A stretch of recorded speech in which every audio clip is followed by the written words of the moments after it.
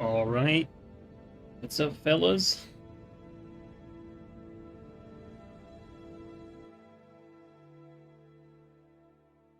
Yo, Hosier, thanks for the resub for half a year, bro. Welcome back. Much appreciated, man. All right. Today I want to try some more fat roll stuff. I want to try some more fat roll stuff, but I want to try like different setups, like the most some things like that could be good. Like weapons that could be good with fat roll, like BHS.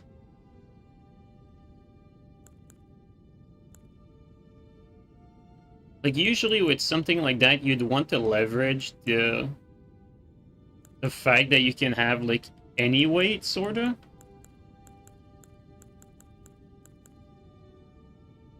Yeah, the clean rot. I think we're gonna try fat roll clean rot. Like we're gonna take a good look at it, but I'm thinking, I'm thinking maybe like Great Cat would be interesting.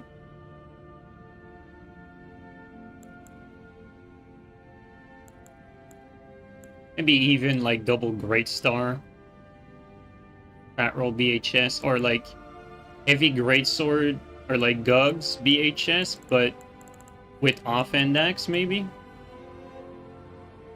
like Sword Lance. There's a few options really.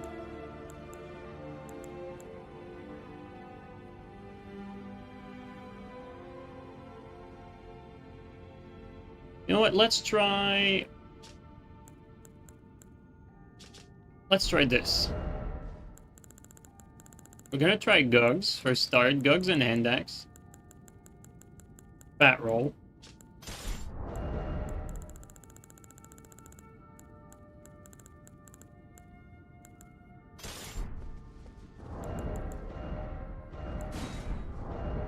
Gugs and Dax fat roll with what could be the most useful allies?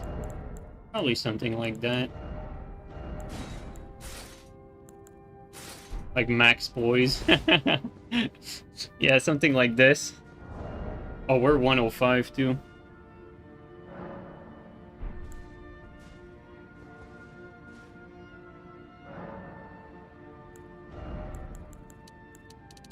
We're probably gonna try different fat rolling setups, but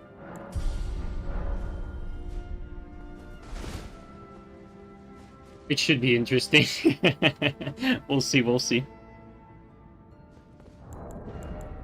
What's the new Kingsfield? Is it what could have been? This is what it is. It's what could have been.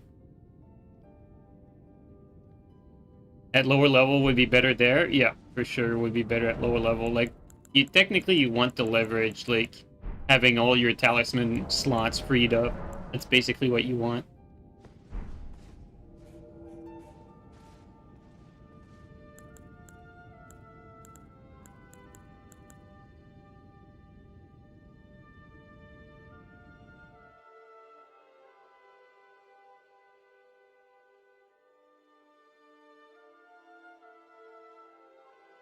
Yo, Muaz, how you doing, bro?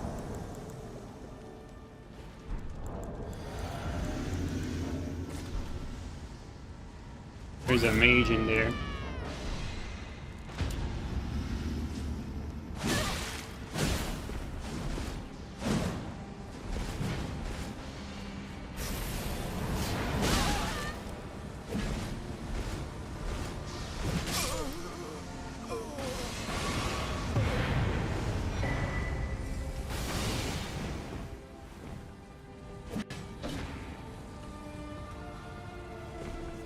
Hopefully we do big damage. Yo, Odium! Thanks for over a year, dude. Can't believe you were right about the Kingsfield reboot announcement. uh... Yo, Chirico, how you doing, bro?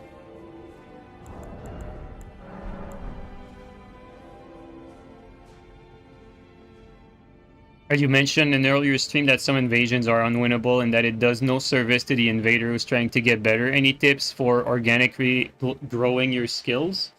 Well, if you want to be better at this game, like, the best way to, like, unfortunately, my answer was very clear, like, back in Dark Souls 3, because, like, it's very logical, because what you need to get better is get as many reps as possible against the highest quality opposition that you can find, especially quality opposition that's not, like, overwhelming you. So, like, it was to play fight clubs. That was the best way to get better in Dark Souls 3. Now there's no fight club, and so if you want to do that in Elden Ring, you're going to be pretty much doing, like, arena, like, random fights, which is really not ideal. So it's very hard to answer that question now. It's definitely not by invading people like this, though. Like, if you want to improve, like, it's okay to vary a little bit and... Oh, that's a combo, I forgot. I think, genuinely, if you want to get better, you should probably,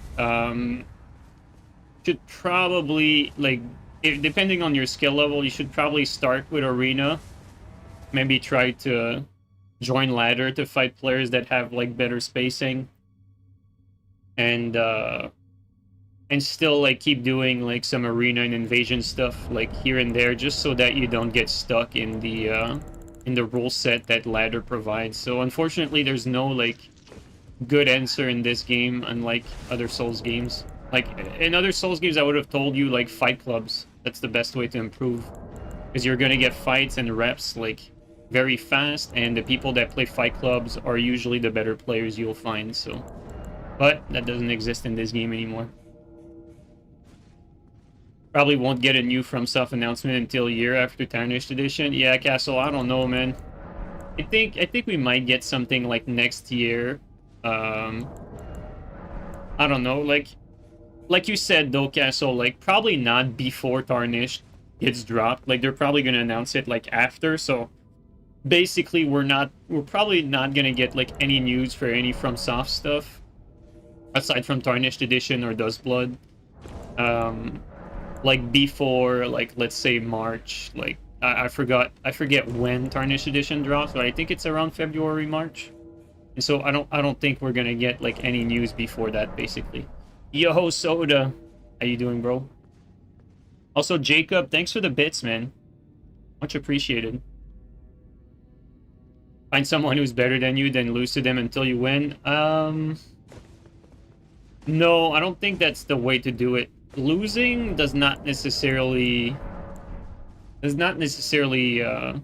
make you improve as much as people would want you to believe. I think having back and forth of someone of your caliber is probably the sweet spot. Because when you have someone that's around the same skill level as you and you go back and forth, you can try to make adjustment to edge them. Whereas if you're fighting someone who's much better than you, you're going to make adjustments, but it's not going to make you win. You're still going to lose, and so you don't know if your adjustments are good or not. So that's the key difference there.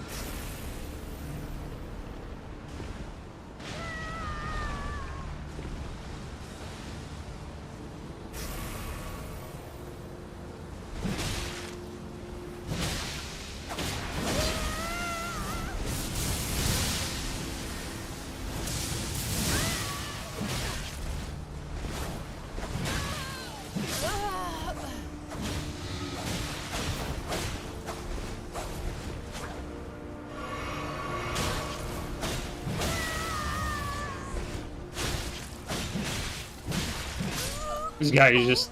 he's going to town. That fat roll, though. Yo, Cloudless, thank you for the 5 gifted, man. Thank you so much, dude. It's very kind of you. Thank you so much, man. I feel like I was everyone's tourney training partner for DSG, at least for JeeNiNe and Assassin. Dude, I feel like we had, like... Castle, like, I know you, Assassin, like, we had, like, such a growth curve because we kept playing together for, like, so long. Like, we all, like, improved tremendously around the same time. Same thing with Edgelord. I'm sure you remember Edgelord. It's like all of us were always, like, playing together and, like, feeding off of each other.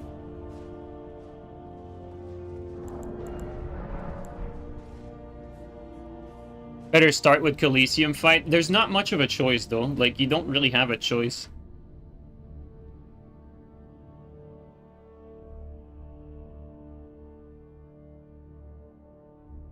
Still laugh at how Edgelord bought his PS4? Dude. It took him like a few fucking minutes. Like, I'll be right back. It's like, what? It makes you win? Like, I'll be right back. It's funny. Try to go up. Maybe they're up. But if you're on PC on den maps, I think if you can compete with some of the ladder players, I think you're probably gonna improve faster doing that. Although, I'd still advise against, like, only playing ladder, because after that, like, you basically complain about everything that's in the game. That won't change. You know, complaining when you want to patch is one thing, but complaining after the game has been patched, you guys know how I feel about that. Important to complain before the patching. After the patching, it's pointless.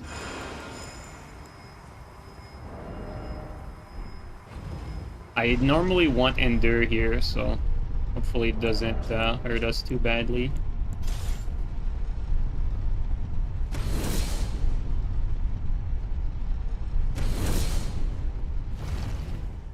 Okay, there you go. Just so that we make it up safely. Honestly, guys, if you want to improve, you should be asking Green. Because Green in this game has been probably like one of the players that has improved the fastest.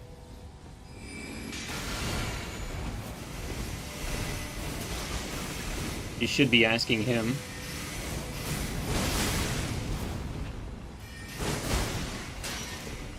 It's so funny, like...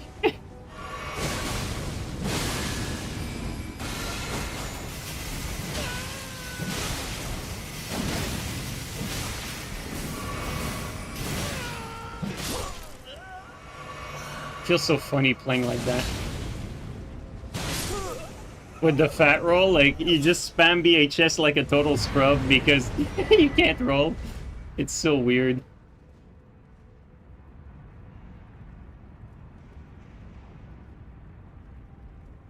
You play den maps a lot with a few really good friends that fight you with no rules. Okay, well, there you go. That's...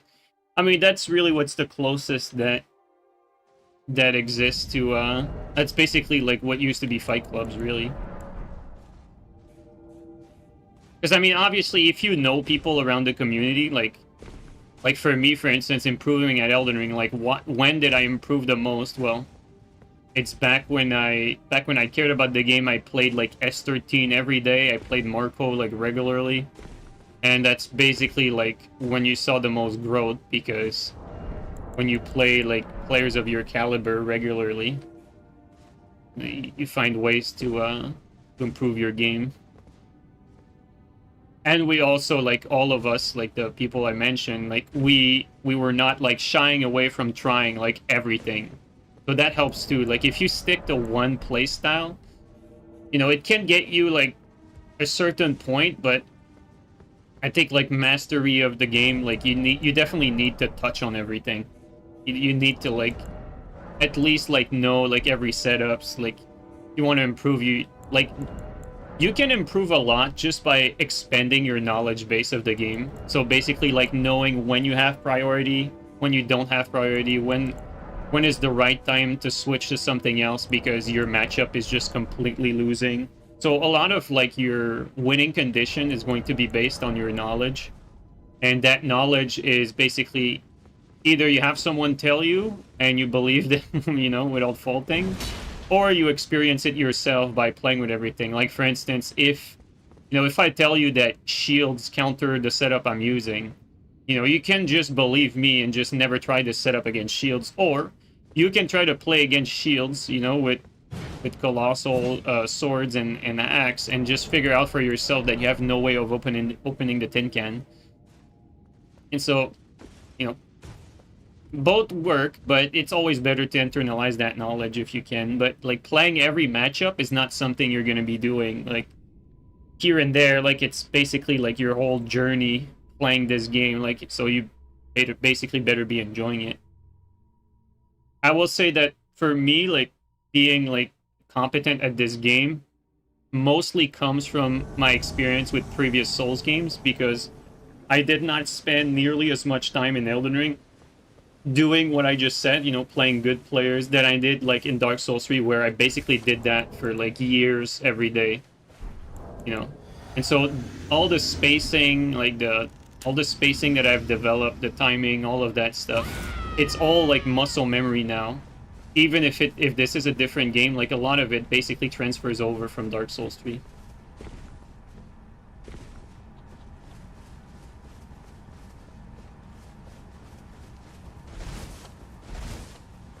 He doesn't want it. Look, I'm fat rolling. Come on, buddy. He has a friend in there. Has a friend, but we don't know where. He's just running. And lagging.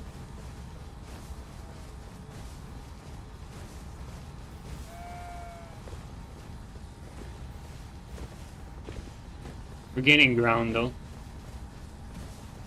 Just not enough. Like, right now we should be good. There you go.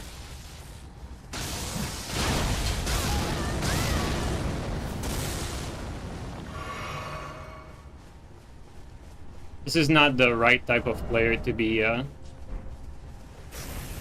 Oh my god, this guy sucks.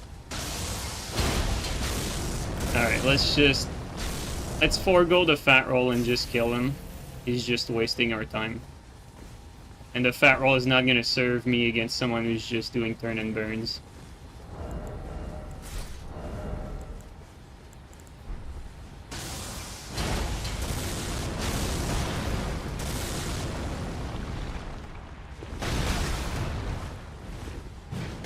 Oh, the little latency there.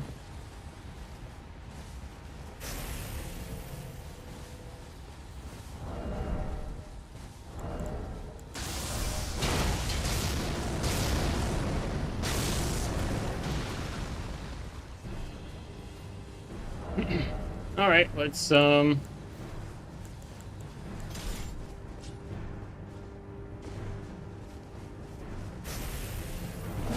this guy we can beat with fat roll.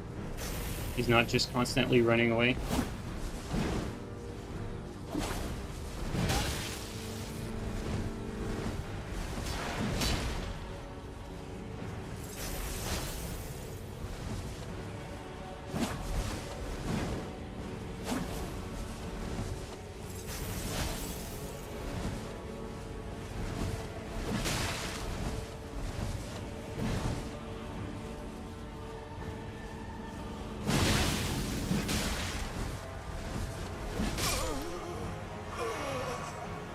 Right.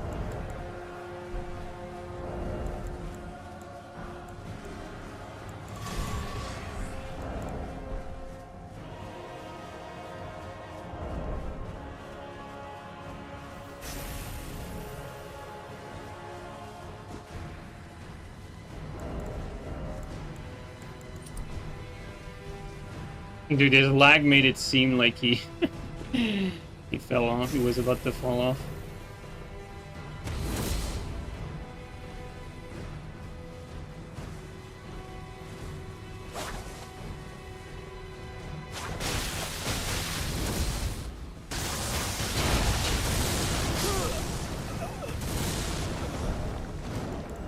And dogshit players goes down.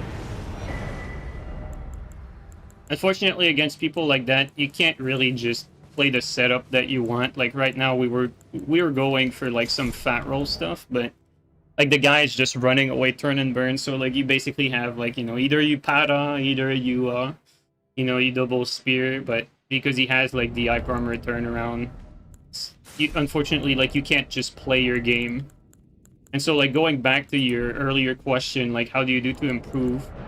Like, for instance, someone who, like, you know, who loses this fight might be because they don't know what is the proper approach. Because the guy is not very skillful, the guy you're fighting. You're probably better than him. Yet, how come is it that you're not able to win? Well, it's because you don't know the solution to what he's doing. You know, and what he's doing is very simple. You know, he's just running away and doing turn and burn. And so, unfortunately, that alone makes it so that most weapons won't really be able to do anything against that. Not when you can run infinitely in an open world.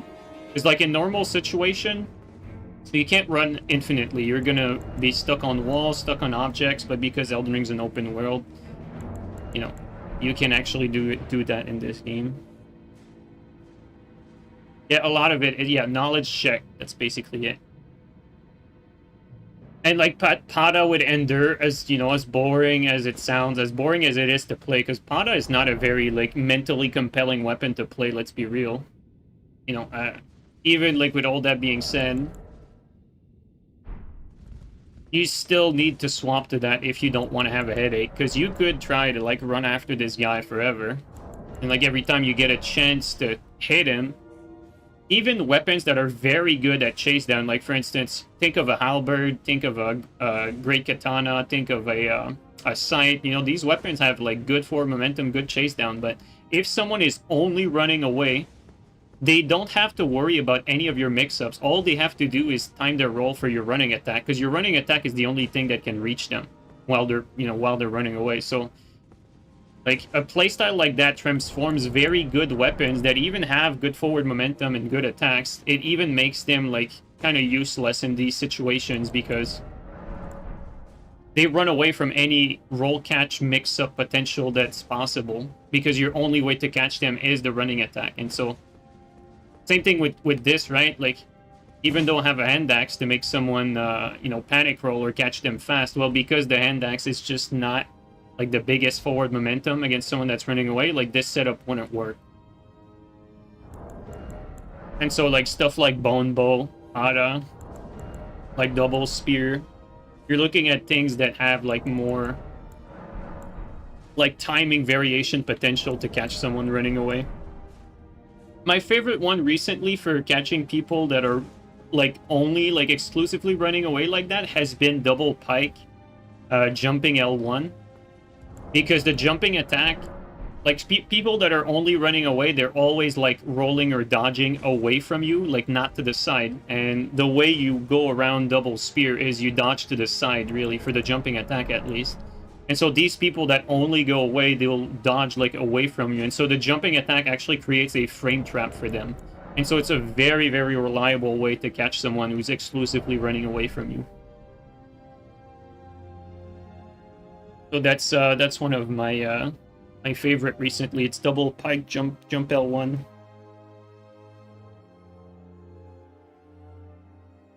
But if you want the most pressure against someone running away, obviously Pada is the best pick because, you know, Pada consumes no stam. Yo, Loot Gobbler, thank you so much for the sub, man. Welcome in. Thanks a lot, dude. Welcome in. I hope you enjoy enjoy the PvP slot. So yeah, I honestly am thinking of changing the title because like it was really just a joke from last stream, but like today we're doing fat roll. We're doing fat roll invasion attempts. Ah, god damn it.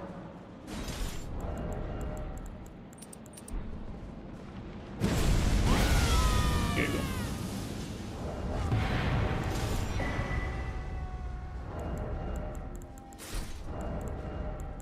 And so it looks ugly, but I want to see like different setups today. Like, how does it perform if you have like, you know, no restriction on your weight? You just strap everything and you compensate for your fat roll with BHS.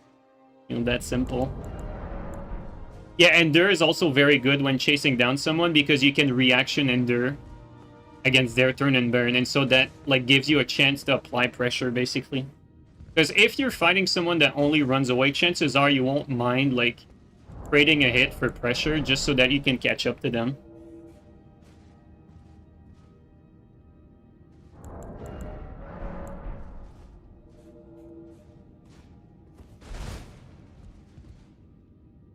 After the Game War, it's clear there's nothing on the horizon in terms of games, like modding old games where it's at. You've been having a lot of fun with modded Bannerlord. Well, here you go.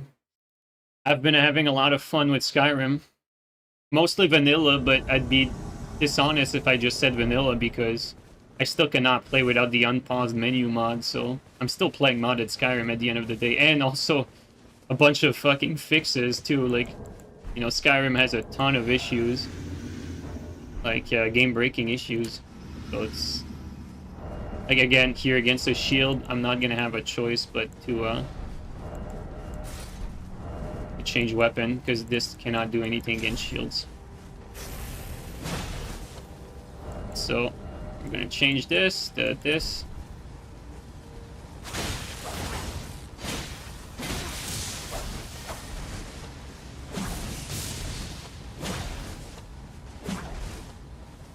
Gonna have to be careful about the spell spammer.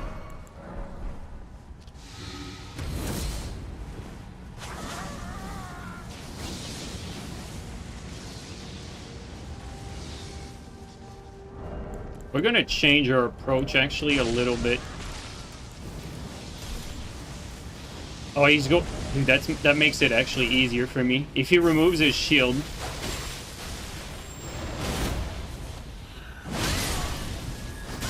Oh my god.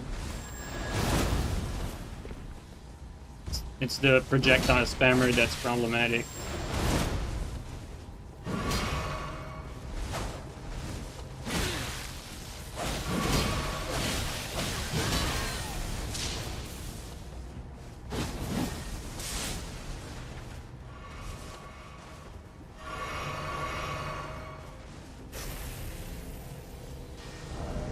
Okay, we're gonna get into normal gear here.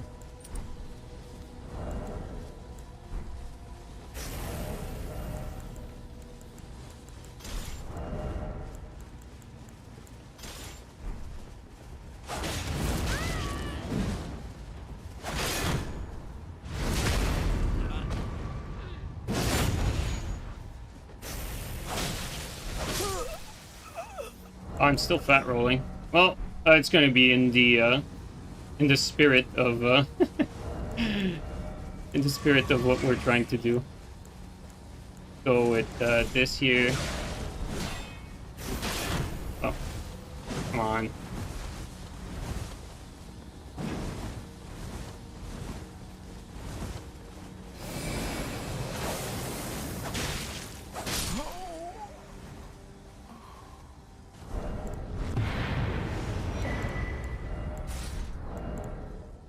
Alright, switch that back to this, and go back to the index. Fat roll poop walk is the best, yeah. Skyrim with a couple of combat mods is pretty fun. I'm not a big fan of Skyrim combat mods, honestly. Like, I'm not up to date with them, though. I will say that I tried them all, but it was some time ago, you know, like years ago. I'm sure there has been new ones, and I'm probably gonna revisit like the newer ones at some point. But the way I like to play Skyrim is basically vanilla with all the exploits fixed. Like what I'm doing right now is I'm doing legendary difficulty, vanilla, survival mode, permadeath, with basically like all the exploits fixed.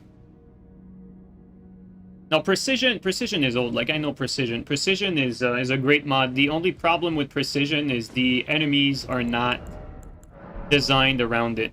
So as much as it feels better for you to play with precision, it makes the game easier.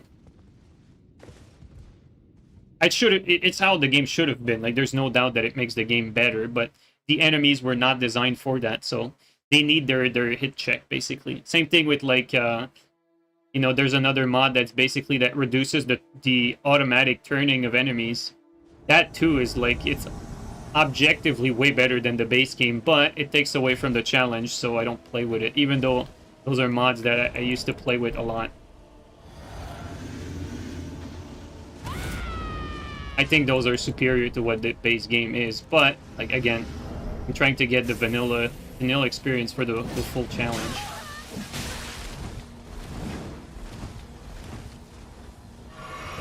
That's a combo like this. Go close. There you go. What I like about these fat rolls is that you don't sacrifice like any defense whatsoever. Like you just go full on, full armor, full verdigris, no fucks given. Are you surprised that no From Software game was announced during the awards? I'll be honest with you, not really, because timeline-wise, it didn't make sense because the... Like, you have to understand how From Software does things, or announces things, or does business in general. They have a very simple, effective, and logical way to approach their game releases and announcements. They never announce something that's competing against another thing, or almost never. Like, for instance, Nightreign and Duskblood were announced, like, you know, in the same timeline, but one is Switch 2 exclusive, so they're not technically competing. The other thing is, they have multiple smaller teams that's been confirmed in interviews working on different projects, aka, you know, Nightreign, Duskblood, whatever their mainline game is.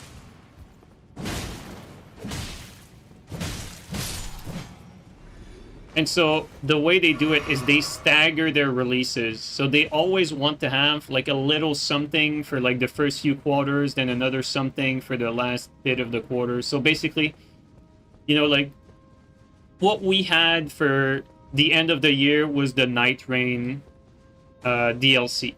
So that's what they're not going to release anything else until the beginning of next year. And then the beginning of next year, what we're going to get is Tarnished Edition. And they're not going to release anything else but Tarnished Edition. Then the question is going to be, all right, then next year around like holidays-ish, or maybe a little bit before that, what are they cooking for then? Then we're probably going to know what they're cooking for then after Tarnished Edition got announced, or will be announced. And so all of it makes sense. They've always worked like that, staggering their releases, a little something every time. And they go with what they're ready to release, and they just have this calendar where there's always a new project or a new something that's released, like staggered during a year. So they never like overlap. They don't like do like, oh, let's come out with Nightreign and another project. Like no video game company does that. But like basically what you should be expecting is we have the timeline for Tarnished Edition. Therefore, nothing else is going to come between now and Tarnished Edition, because you just got the Nightreign DLC. And so logically, it's going to be after the Tarnished Edition that you're going to start seeing something, but you're not going to see it right away, because again, they're staggering their stuff. And so you're going to have to wait a little bit, either like, you know, I forgot what the exact like planned date is for Tarnished. I think it's like February next year, something like that. Could be wrong. But basically, like, you know, don't expect anything like 2 months out after Tarnished. Or maybe if you expect something, like at best it's going to be an announcement like 2 months out afterward. But like, you should be expecting like something for more like, you know, like October through December, basically. Or let's say September through December next year should be like the timeline where you're going to get something. And we don't know if that something is even going to be Duskblood, because it could be Duskblood and then we have to wait till, you know, the 2027 first quarter before we get anything significant, right? I want to ask you about Stone Club. Can you try in the offhand? Stone Club is not a good weapon to use in the offhand. The reason why the axe is so good is because it's very fast. The axe is very fast in the offhand, and you lose the main reason why you'd use the club in the first place. The reason why you use the club is that the hyper armor is very fast. Very good hyper armor, starts fast, and the weapon is fairly speedy for the type of hyper armor that it has. And so if you remove its hyper armor property, then the axes become better.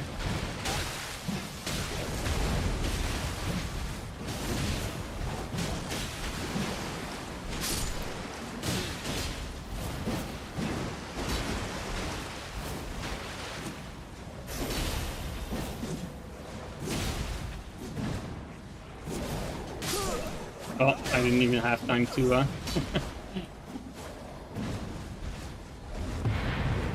This guy's lat is brutal.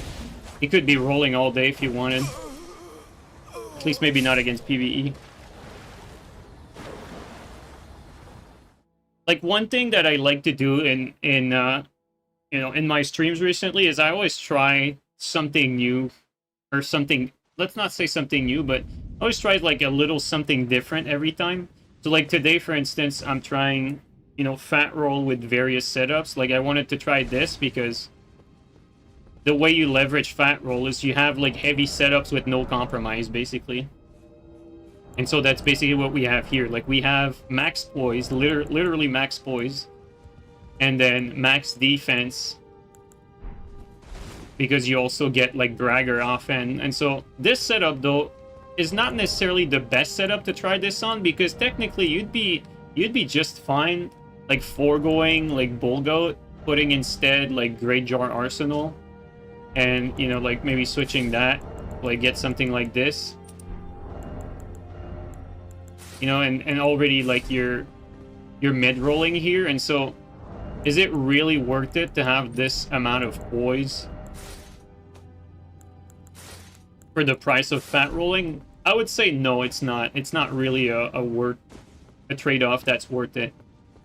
But I still wanted to try it, because the idea is, even if it's not like an optimal setup per se, I want to see how much does it hinder me to have to rely on BHS as opposed to rolling. Like, how much does it actually like damage my gameplay, the fact that I can't really roll safely.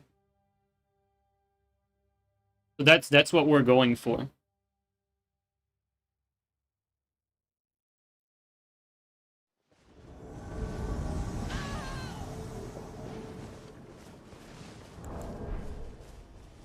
Oh, there's someone else in there. Not just them, there's someone else too. Question is where? Come on, teammate. There you go. Oh, the host is over here. There he is.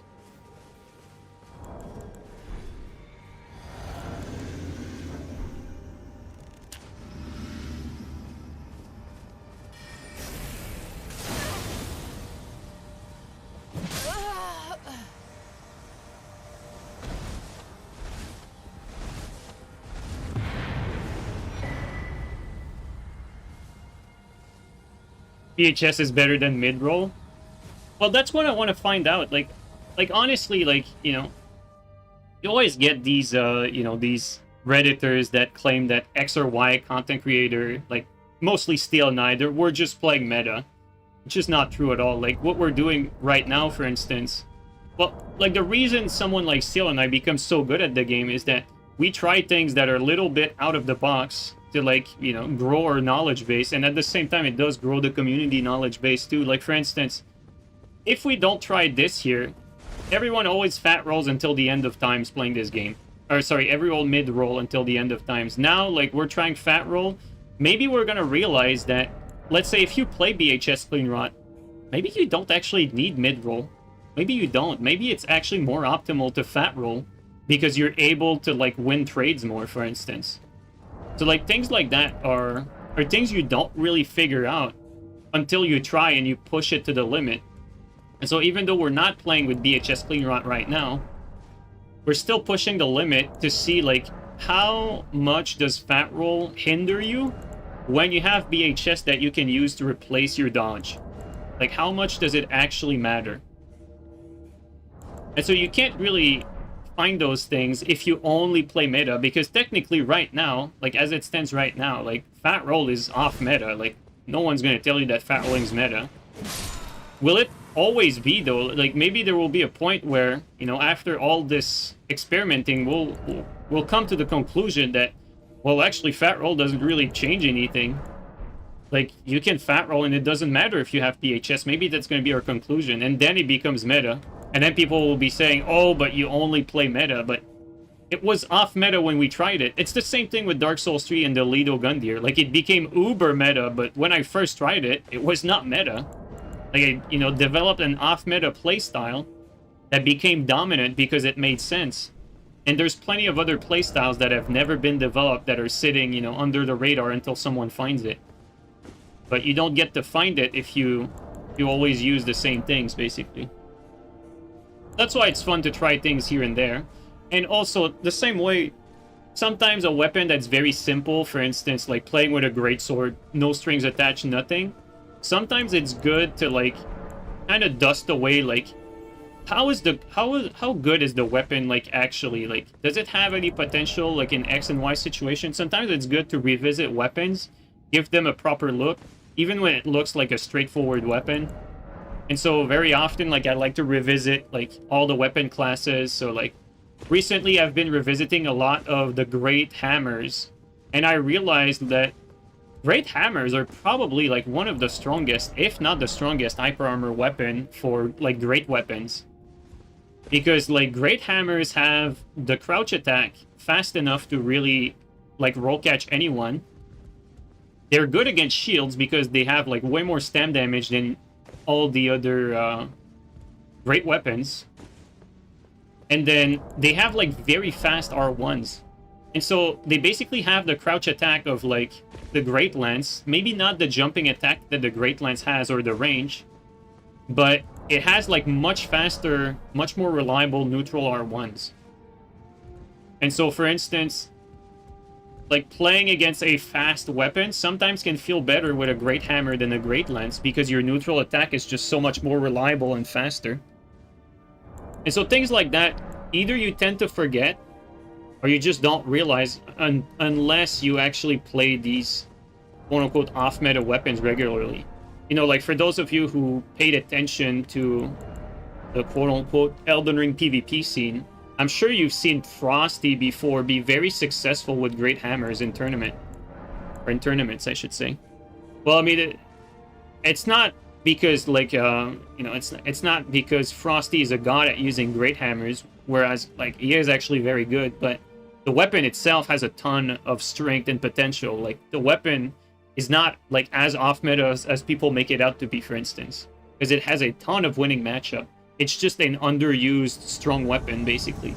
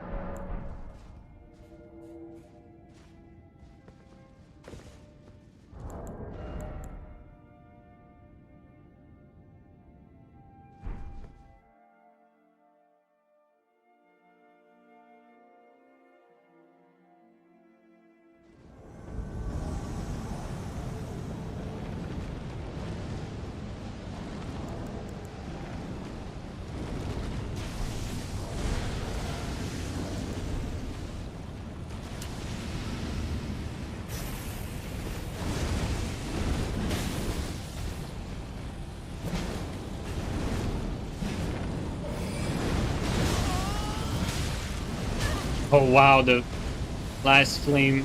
Oh my god. Dude, that was so close.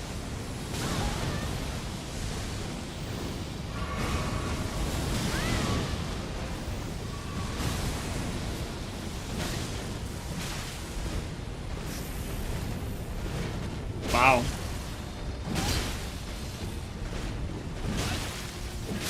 I have to aim upward just to make sure we get that max range to kill him.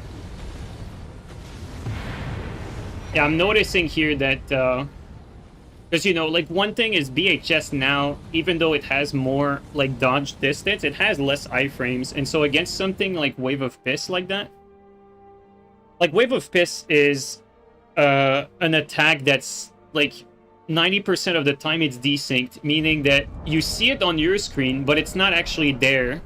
And so, like, even if you can dodge it properly, you're not going to dodge it properly because it's desynced. And so you dodge it properly on your screen, but you're still going to get hit. And so it's a very dangerous and unreliable thing to dodge. And so, like, using BHS through that is a bad idea because you have less iframes. And so you have more chance of getting clipped by the desync, basically. Because timing is irrelevant because it's desynced. You're just guessing. And so, like double rolling with, like, a medium roll is a better way to avoid it if you can't jump it. than doing a double BHS through it. Or a double, you know, heavy roll or heavy roll BHS. Like, those are not great to dodge something that you can't really time, basically. Like, spamming a light roll. Yeah, spamming a light roll is always the best option.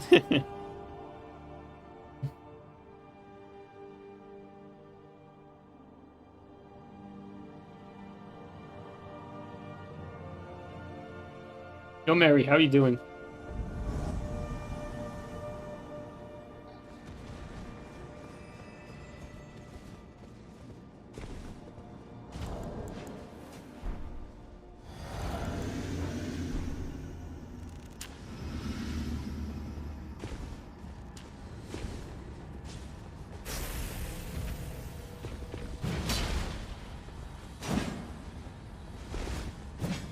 Oh man, the lat is brutal. Yeah. I think we're gonna do this here.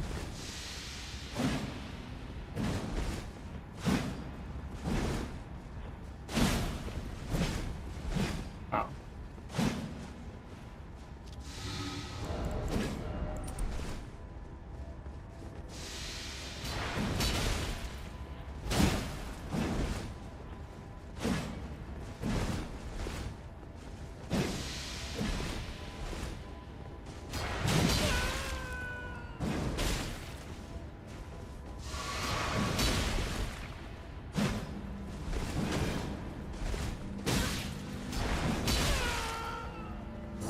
Oh, I forgot it's parryable. God damn it, if you have it one hand. That's my fault. Alright. Okay, let's just kill him. He's too latent. Let's not, like, beat around the bush too much.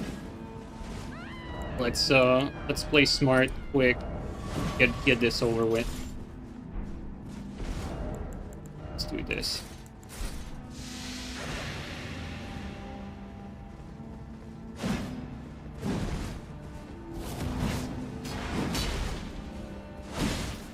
This guy is extremely latent, and so, like, you can't outplay latency like that, because he's just gonna be double rolling through everything. So you need some ghost hits. There you go. Unfortunately, like, you know, again, like, it doesn't actually, like, the fat roll here doesn't matter. It's not, the fat roll is not the problem. The problem is that the fat roll strategy only works if you have BHS, and against someone like that who's that latent, the winning strategy is basically poison. And so if you want to have, like, a good poison, you need to forego BHS, and so you can't just fat roll in that situation because you'd be stuck with no, like, proper dodge. So that's why, like, it requires, like, a switch there.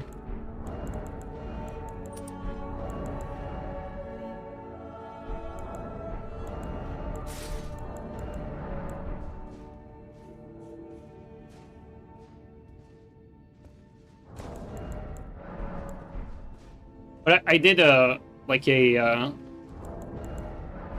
you know, let's say a beginner mistake, because I was always under the impression that my Colossal could not get parried. And that's just a mistake. Like, it can get parried one-handed, as you saw there. And so that's just the type of mistake that I know I shouldn't be, you know, I know it's parryable, but I forgot, basically. And so you get punished for, like, a knowledge check, basically, even though you know, but you forgot. So it's still a knowledge check that you failed.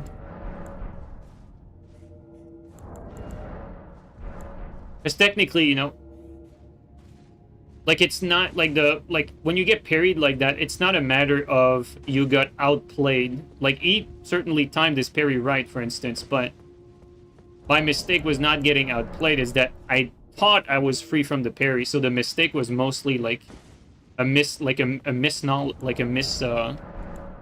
it's just missing the knowledge. Because if you attack freely and you're not worried about getting parried because you don't think you can get parried, then it's not because you mistimed your attack, because you timed your attack perfectly when you wanted it to attack, right? It's just that you didn't know there was a counter, basically. So that's pretty much what happened. For him, though, on his side, you know, he timed it properly.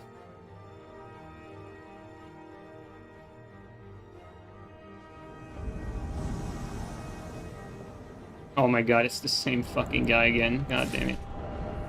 Alright, well.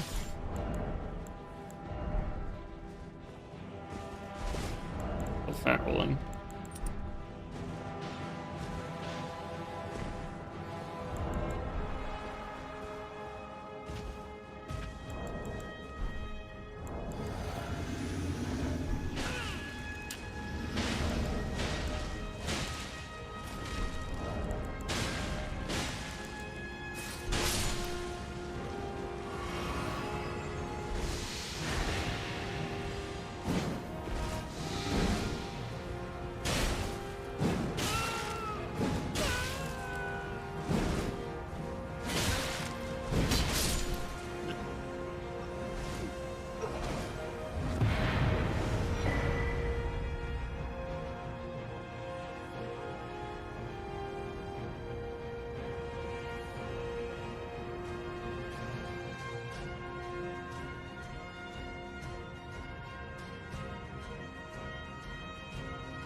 Every mechanic is too risky, mostly due to latency. Yeah, absolutely. Like, I think every good player agrees with you there. Like the problem with parry is it's unreliable unless you're on very low latency, and then it's not a particularly good mechanic in general, the way it's implemented as it is, because it's low risk, high reward, meaning that even though you can miss 1, 2, 3, 4, even 5 parries, if you're fighting against someone, let's say with a trusting sword, you're fighting a trusting sword, you miss 5 parries, but you get the 6th one. You got outplayed 6 times, but you're gonna win that match because you're gonna get that one shot after you parry the guy. Because your one parry is gonna outdamage the 6 times you got outplayed. And so the relationship between risk-reward is lopsided toward the parry being like too hard to punish. You know, the problem is parries have too little recovery, meaning that you can miss a parry and you're not going to get punished for it. And when you do get punished for it, usually it's going to be for low damage. Unlike, you know, the last Souls games, Dark Souls 3, where if you missed a parry, you were going to get backstabbed. And so missing 2 parries meant you were getting backstabbed twice.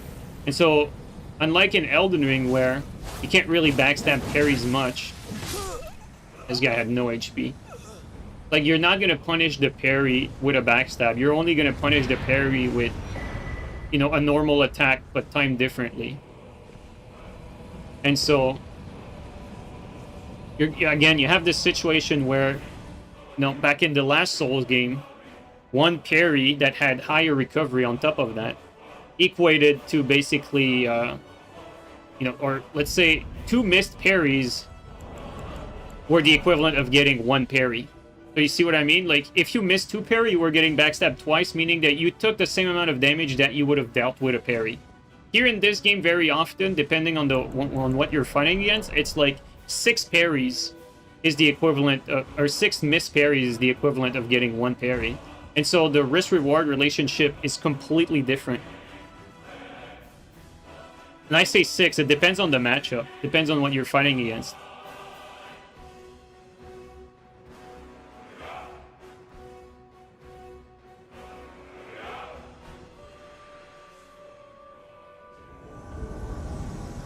One argument that can be made is that this game has jumping attacks now, but the thing is, it's usually the weapons that have good jumping attacks, you know which one they are. Like, you're not going to parry spam against an HTS, for instance, right? The light roll might be a problem, though.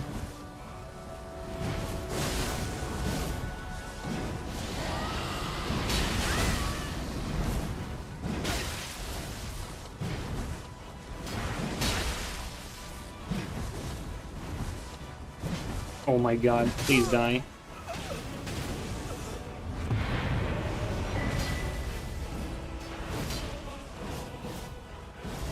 I'm glad we didn't have to fight the light rolling with infinite fucking iframe Ash of War. We would have been forced to swap the Para for this one too.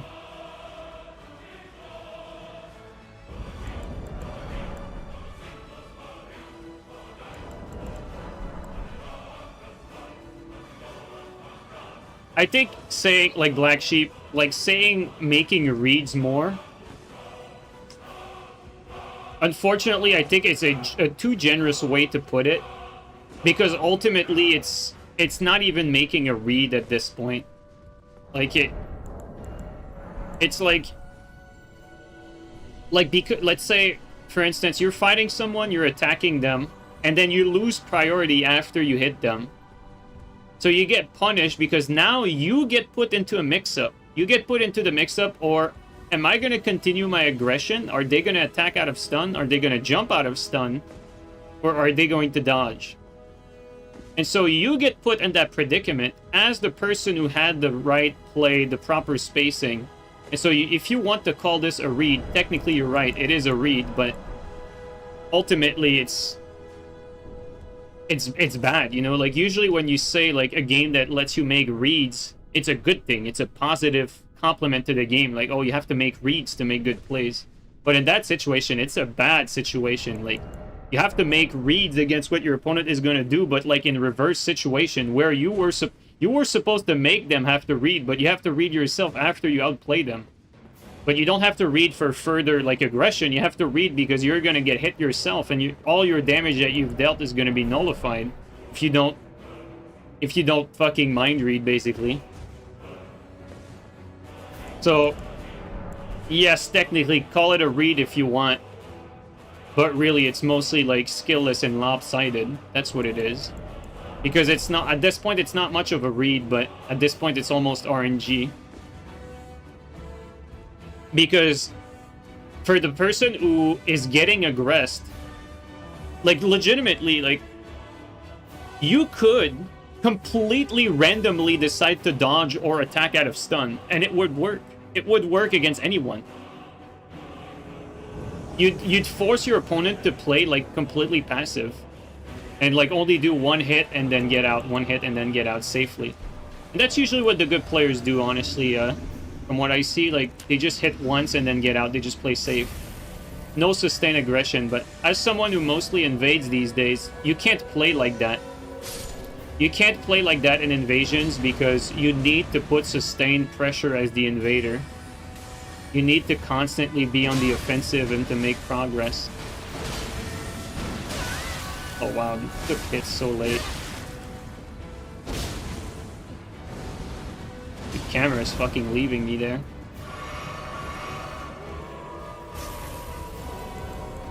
Okay, we're gonna try a sleep bomb.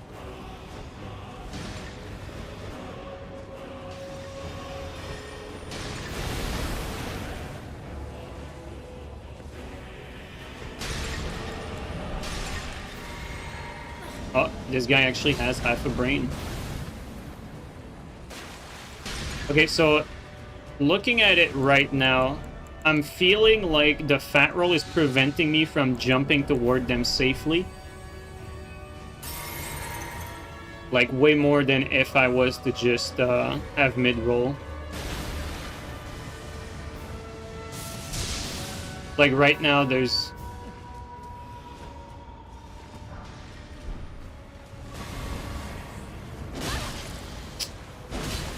Also, the guy is latent too, honestly, and then we have another blue to fight against. I think this one, because of latency, the way they're positioned, we're gonna change it up.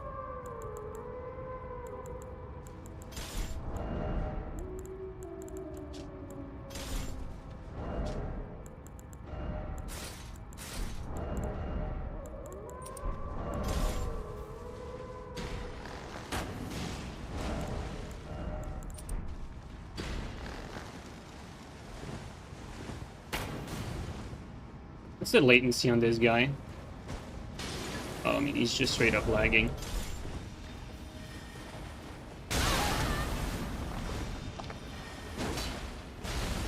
Oh my god, yeah. It's just straight up shit net.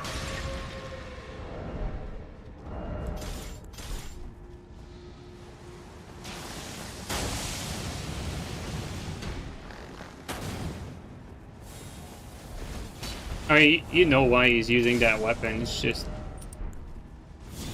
the garbage net weapon. I think this might be a required TS one. Oh my god, their net is actually so shit.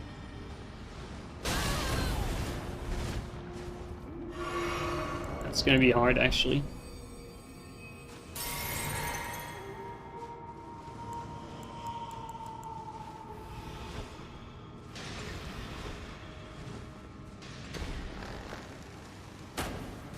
They're both lagging.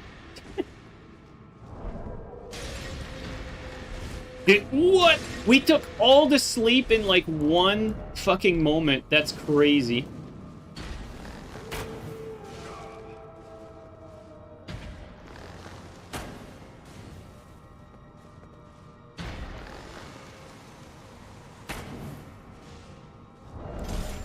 At least it gives us a moment to freely go up.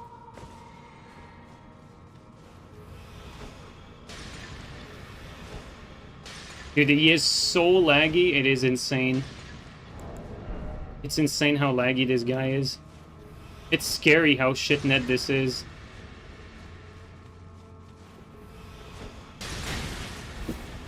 What's crazy is, look at that. We can't even see where the sleep bot is gonna land. It would just take the sleep damage.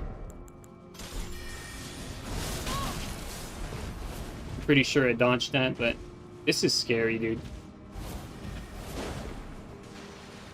Like, we have to play extremely conservative.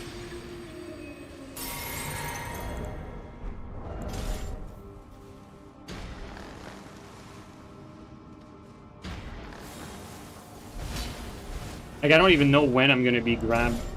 He's just so damn laggy. Holy shit, this is crazy.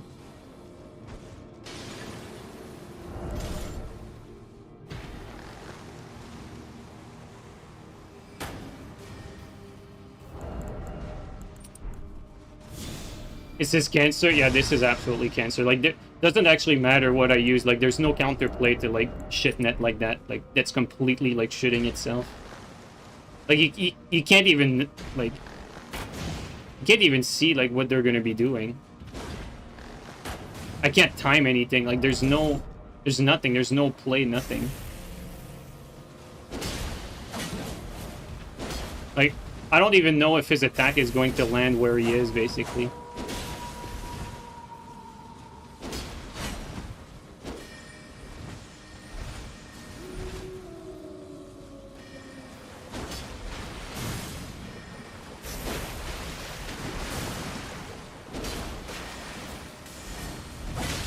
Oh, his net just... Oh, he just skipped that. Yeah. Shit players with shit net. Unfortunate. I can't really blame myself for this one.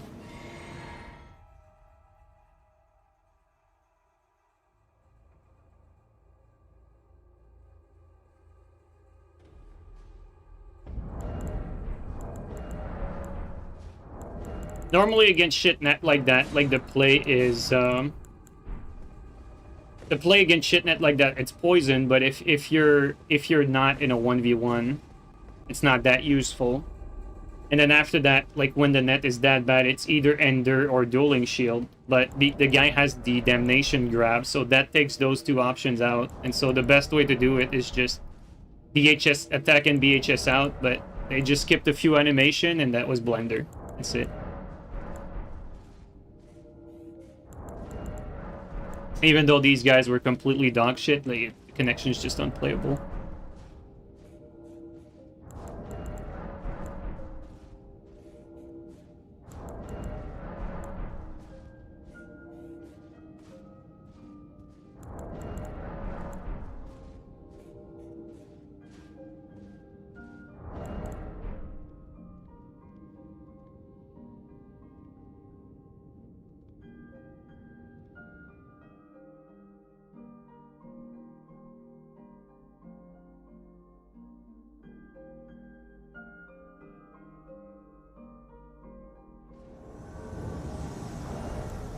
Let's go back to what we were doing.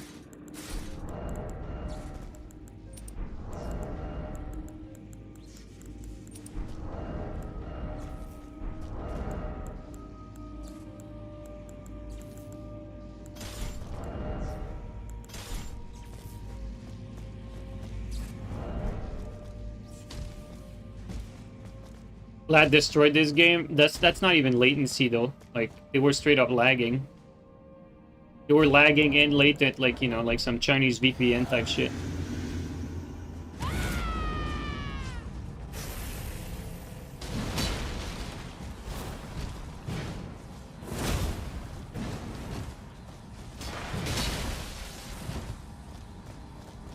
Well, I mean, if he just lets his friend die here, like, sure.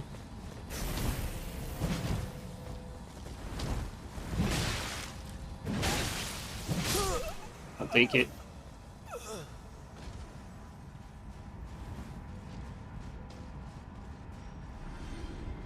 He just booked it. That's crazy. Just left his friend by himself. He said, "You're gonna be my sacrifice today."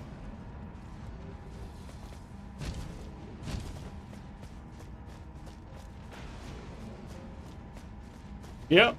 He just left him and then fog wall.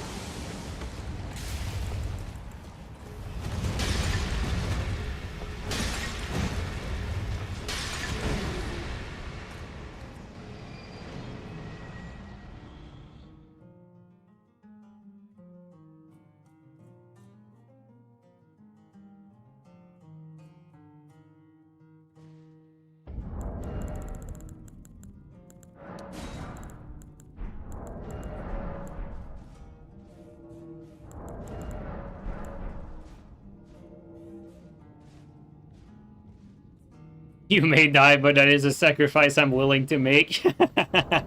Yep. Evil Redditors be like...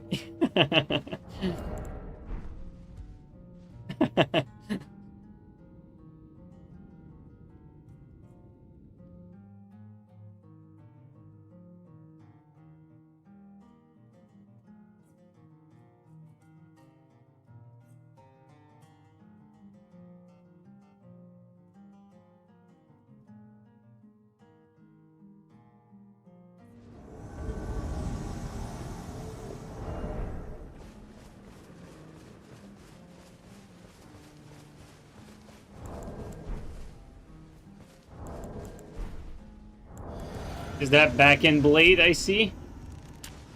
The powerful back-end blade, dude.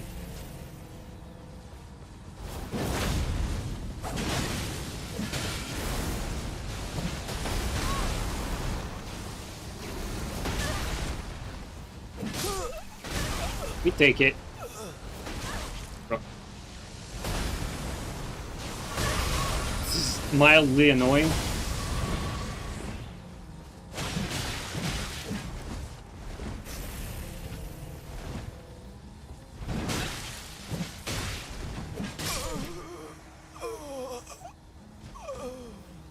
Unironically, I don't hate this versus back-end blade because I think my crouch attack will actually tank the blind spot, and so like if I can tank the crouch attack, I'll like punish them for decent damage because that will combo into the axe.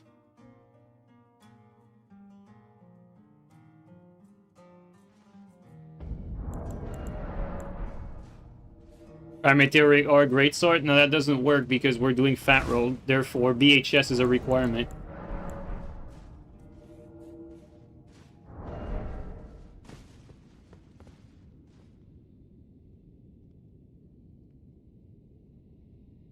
The idea today is to test the Fat Roll. And see, like, what are the limitations in, like, real fighting situations. Like, for instance... We know that against latent players, we need poison. Therefore, the fat roll doesn't work against latent players when you need, like, heavy status. Earlier, also, there was a situation where we needed to jump and have access to being able to dodge, like, while climbing a certain spot. And it felt like the fat roll was also hindering us there. And so, difficult to reach area where you're trying to attempt to to attack someone who's like a few like jumps away from you, you want to have access to your rolls more than your BHS there, I think.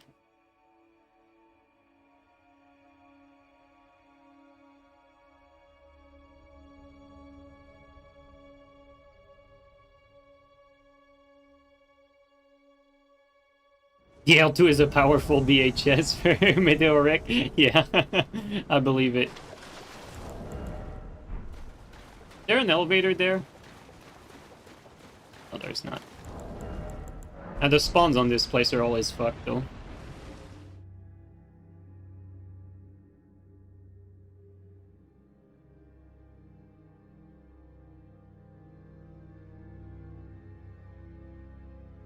Actually, let me try something real quick.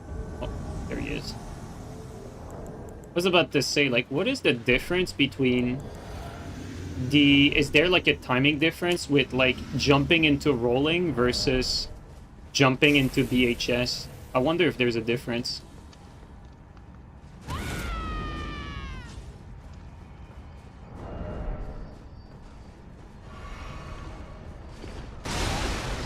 Insane fight. Oh.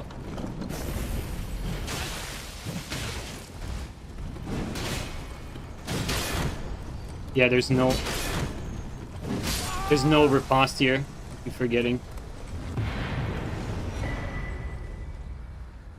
The elevator just came up just to pick him up. Two fat rolls fight, yeah.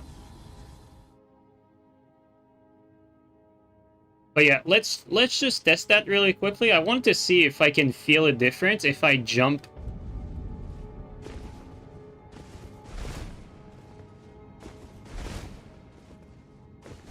No, I don't think so.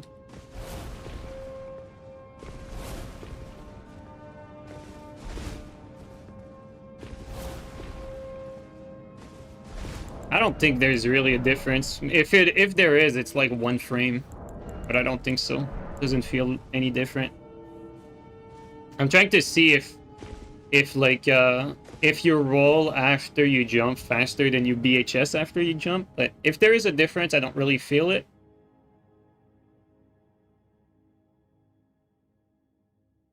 Because really, that's what we're testing. Like, the extent of how much can BHS completely replace your roll. That's really it. Like, does it completely replace it, or do you still need, like, medium roll here and there? Because so far, we realized that you do need your Ash. You can't just have always BHS for every situation, so...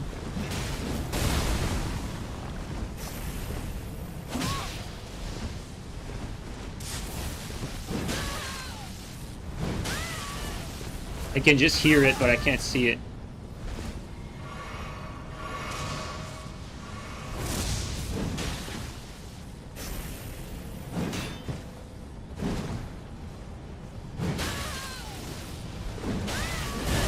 He actually early hit that too. He early hit that one and just dodged a little early too.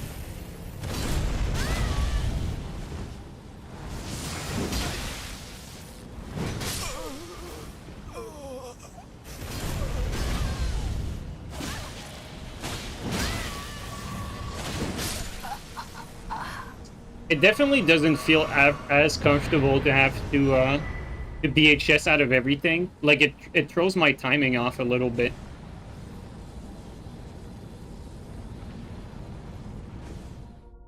But I don't know if it's like a me problem or if there's more to it.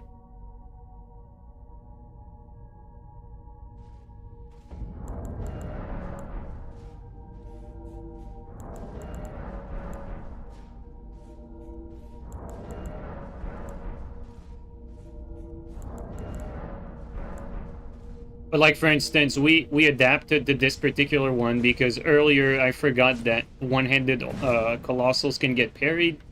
And so we just two-handed for this particular one because they both were somewhat fishing for a parry. Like, one had his shield out with the Ash of War lightning one, and the other one was just going for it. So I decided to just go two-hand for that one. think old BHS could replace the dodge button. Yeah, old BHS was completely broken.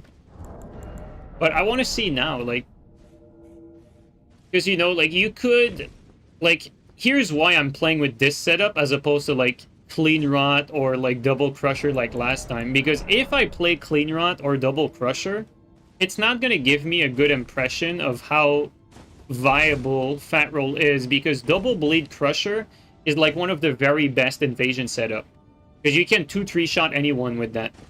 And so it's not going to give you an idea if something is good or not, because the setup itself is just so damn strong that it's going to carry, like, the difficulty of the invasion is going to be carried by the power of the setup. Whereas, same thing with BHS Clean Rot, like, you're going to have the matchup advantage against almost anything. So I want to see with some, like, a more traditional setup, not a particularly amazing or bad setup. Like, this is a good setup, but it's not, like, you know, a top setup or anything, but like something that's fairly decent, that has, like, that should have good success in invasion. Like, how does it perform comparatively here, now that you just have to focus on using BHS instead of fat rolling? Like, is it really that big of a difference? And again, reiterating, so far we've had to swap out when we're fighting high latency and we need, like, the, you know, we need another Ash of War, like a poison buff. Or when you have someone running away also. Although the person running away, I think I might have been able to deal with that with, like, double pike BHS. I think that would have worked. Although in certain situations, again, like someone running away, I'd rather have Endure than BHS there. And so, like, swapping to the Pada against that guy it made more sense. So far, most situations where I felt like I had to swap this setup out, it was situations that required another Ash of War than BHS, basically. So you definitely do lose that versatility of being able to use, like, any Ash, right? But as far as, like, how much does the Fat Roll hinders you? So far, there's only been, like, that one instance where we had to climb on a few rocks to reach the enemy. And it just felt like I needed the medium roll to properly, like... Because technically, like, when you're jumping on rocks like that, you're going to be standing in place, and you're going to have two people attacking, so you really want to have as many iframes as you can, because you're not going to be dodging away from something. You're going to be, like, standing in place, stuck on a tiny rock, and then you're going to be jumping afterward. And so the fact that you have BHS there only to be able to dodge, because if you fat roll, it's just bad, that means that there's two people attacking you, you have less potential, like, you have more potential to get caught while in that situation, because BHS and fat roll just have, like, less, you know, BHS has less iframes than mid roll, and so it felt like a bad situation for a setup that's forced to BHS instead of mid rolling. So when you're stuck on something and you're limited in iframe and you have two people attacking you, the difference in iframe is actually, like, one thing that seems to be hindering me, which is not something I would have thought of, honestly, like, on paper, in theory. It's definitely something we get to see, like, as we play with this more.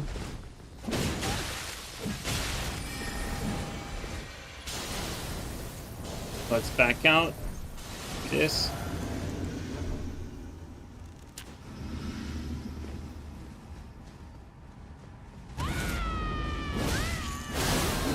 Yo, he did so much damage.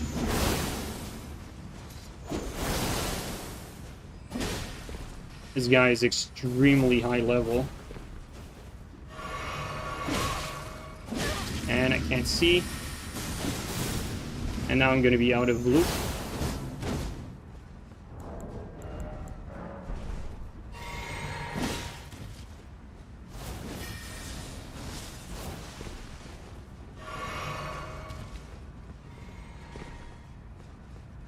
Well, we're already seeing the limit there. The moment I swapped the buff, I almost got killed.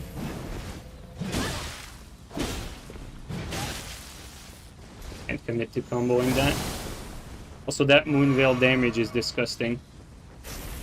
This guy's close to max level. I'm thinking that this might not even be like good enough for this situation. I think we're gonna swap to this.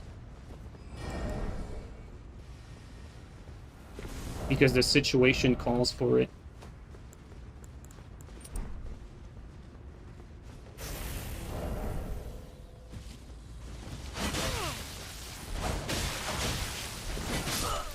Okay, let's see Soul Scout.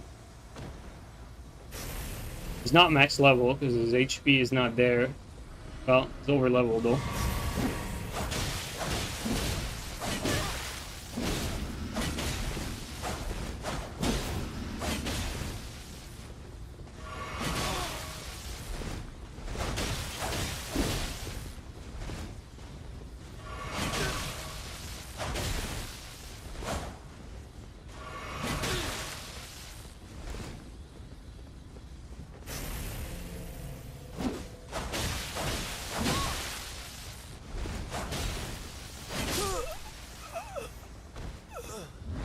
So there, for instance, you know, I don't think the limiting factor there was the fat roll necessarily.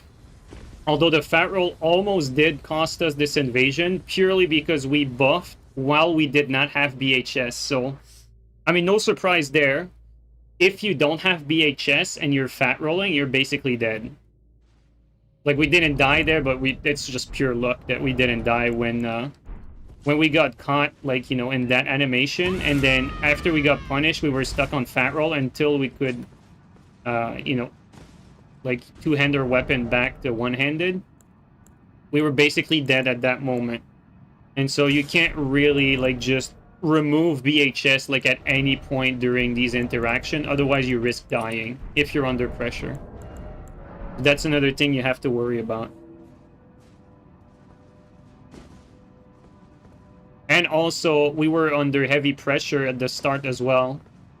And we ran out of blue juice. Again, I got lucky that I had like a ledge to freely drink from.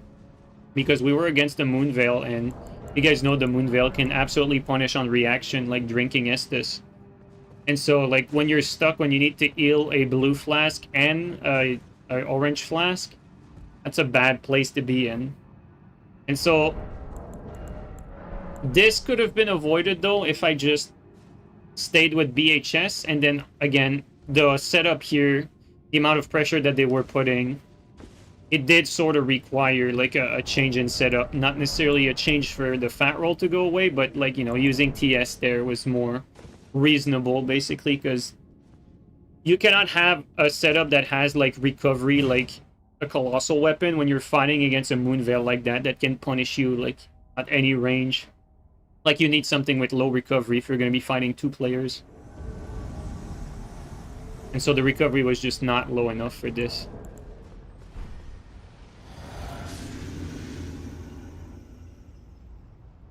If you play only with Clean Rot, you'd think you could get a Deathless stream. I don't know if you noticed, Mary, but I stopped, like, marking the streams as Deathless. Like, we had, like, something like recently, like, almost all... Like, this one we died once, but recently, like, nearly all the streams where we used, like, axes, great hammers, like, nearly all of them were Deathless. Like, there's been, like, a good, like, 10-ish Deathless stream in the last month or so. Last month or two. I just stopped, like, really, like, caring too much, because activity is fairly light, and I just don't care too much about this game, and the Deathless clickbait title is not really working anymore, so I just really don't mention it. But we had a ton of Deathless streams recently with, like, a bunch of random weapons. Like, it was almost like one stream out of two was Deathless. In fact, I've never had that many Deathless streams, even back in Dark Souls 3, like... And even, like... Oh, you guys dead. And even, like, today, for instance, you know, like... Today we died once to, like, laggy, extremely laggy players. And we died in that invasion with Clean Rot, with full capacity. You know, with no, quote-unquote, like, excuse for what setup I was using. I was basically going all out. It's just that because these players were just extremely laggy to the point where they had no animation. Like, it doesn't really matter how you play, how good you are, what you're doing. There's nothing you can really do there. So even today, like, if it's not for that, like, we're basically to Deathless today as well. So I don't necessarily need to swap to like a broken setup to go Deathless. It's just what the game gives you. That's really all there is to it. If the game gives you like winnable invasions, I think you can go Deathless with almost anything. Also, if you filter out like the unwinnable invasions as well, meaning like, you know, like the griefers and like no enemy maps where you're stuck on a platform or something like that, or a small spot. Like if you filter those out, you should be in a good position to go Deathless. Which Souls game do you think has the best PvP? The one you enjoyed the most? Oh, that's personal preference. I mean, it's an easy question.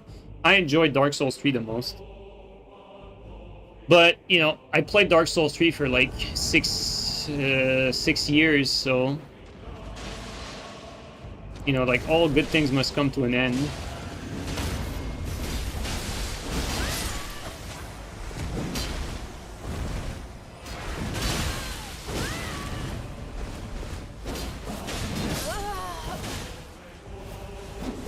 Oh, I got lucky that he hit above my head.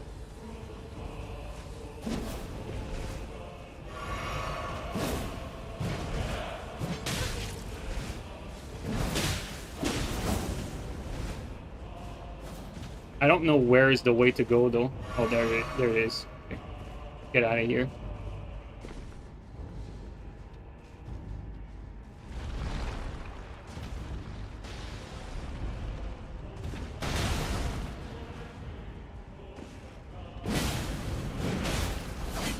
That's a problem.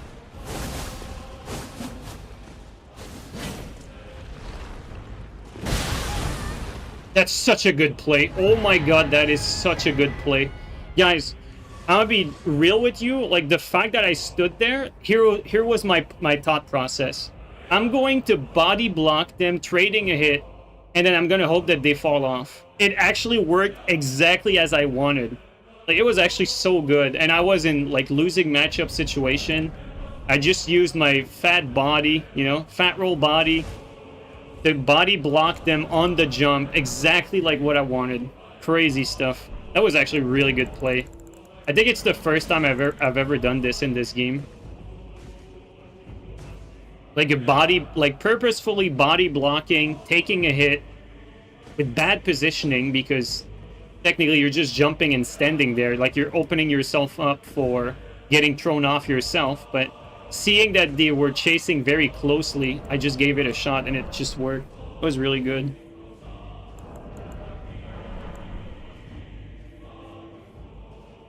But there, you know, when the other guys swapped to BHS Clean Rot, BHS Clean Rot is a hard counter to a Colossal like this. So we were going to be forced to swap out if this little, you know, if this little body block didn't work, I was going to be forced to swap out, basically. Because there's no real counterplay that you can do with a Colossal Sword against Clean Rot. Like, Clean Rot just shits on it completely.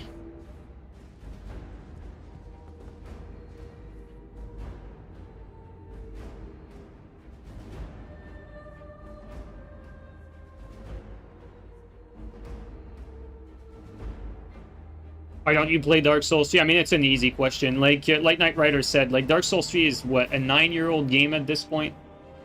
Like, my favorite game of all time was Rainbow Six Vegas 2. Like, if you ask me, like, why do I not play it anymore? You know, I mean, it's very easy. Like, the game is... I mean, I don't even know how... It's, like, almost 20-year-old at this point. All right, who's my teammate? Are they decent enough? Oh, it's Margin. I think we can do this. All right, let's do this.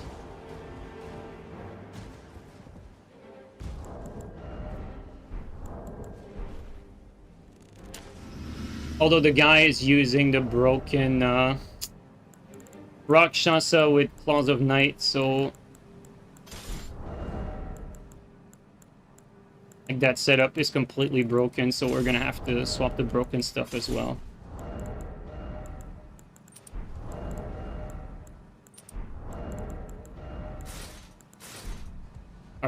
There we go.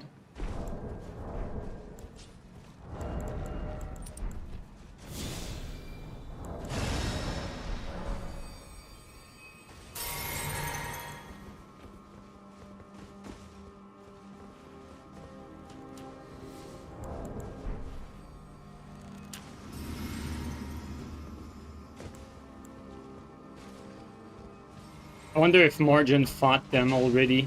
If he's drained. I keep locking onto him. You don't want to fight. I mean,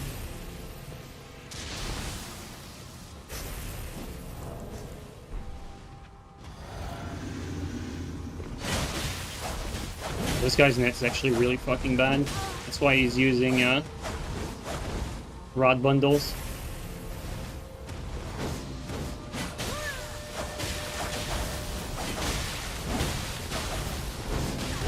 Thanks for the help there.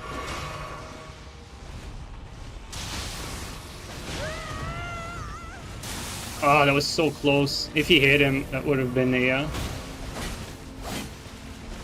good... Dude, the lock on is brutal. Yeah, I keep locking onto Margin no matter what I do. This guy has his rune arc.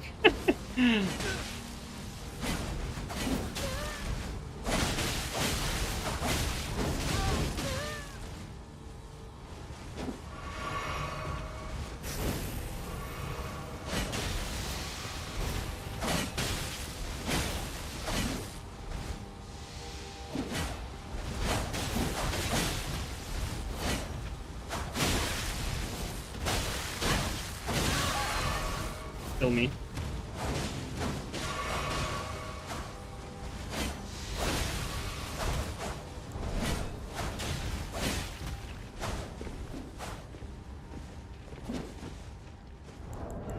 The host is very bad, but because he has a rune arc and he's very latent, it does compensate for his extreme lack of skill.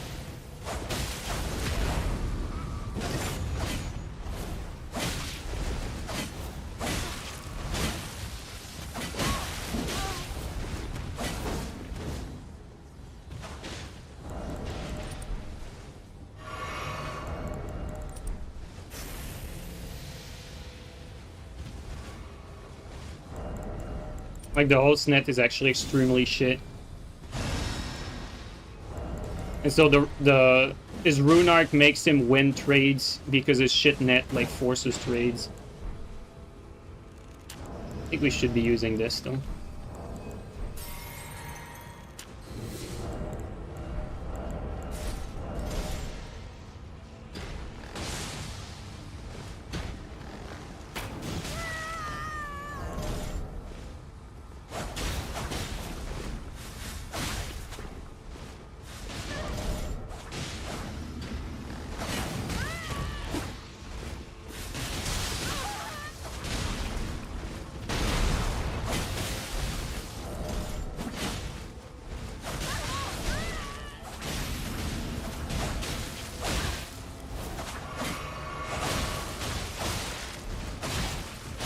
Teammate left me. Oh. These guys were not very good, but at least the whole shit net like makes him like, I don't know, win fights by default just because his shit net's gonna force trades.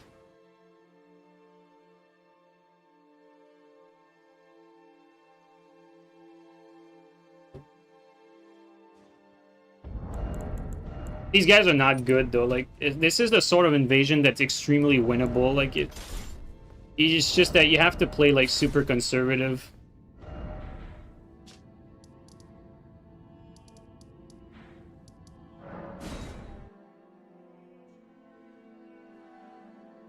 Also, Margin was not doing a lot of damage to them. Like, he did a lot of damage to us too. At one point, he almost got us killed on top of that.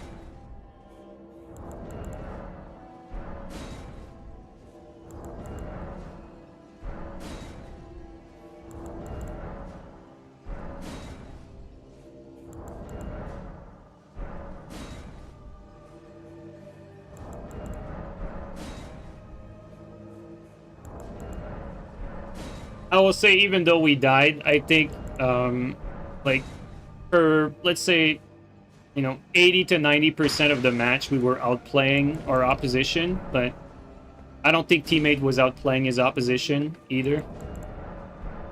And the moment where he left us get double teamed there, it wasn't the first time, but this one was too much. Like, teammate broke her tier earlier in the fight as well, so we had like nothing to fall back on, unfortunately. And even if we did separate the host, it didn't really matter because the host net was just so shit that it could just stall if you wanted to.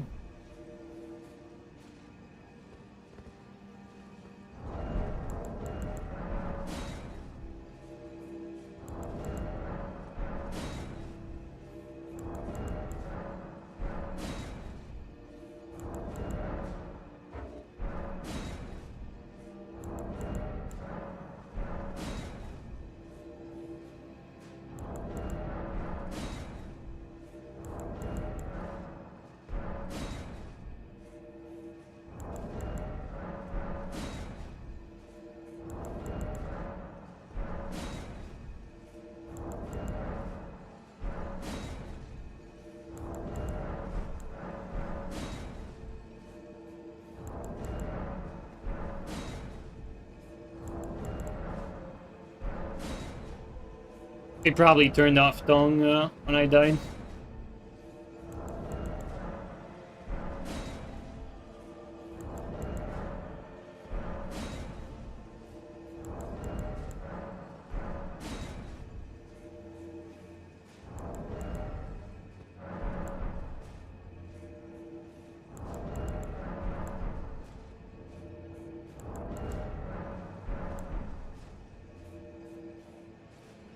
That was a disappointing fight. Like, I don't really think they deserve it. I think we outplayed both the host and his teammate, like, very convincingly even, but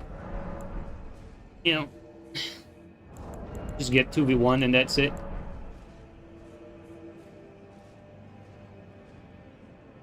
Then either run back because they're pussies. I mean, these people, like, the reason why they're ganking with the fucking Rune Arc on, like,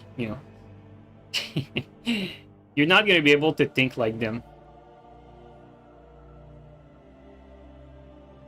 Like, these are mentally weak people to start with. Like, you're not gonna be able to pretend like you understand what they're thinking.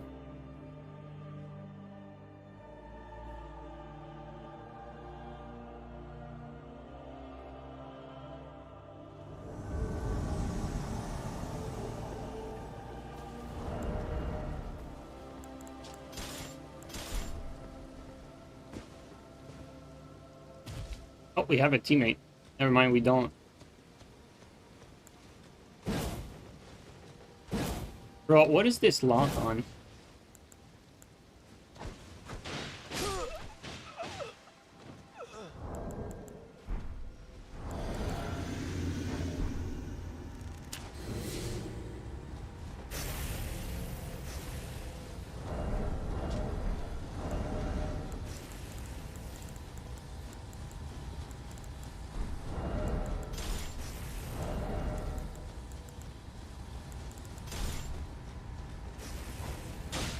Oh, this guy has that lat. That insane lat.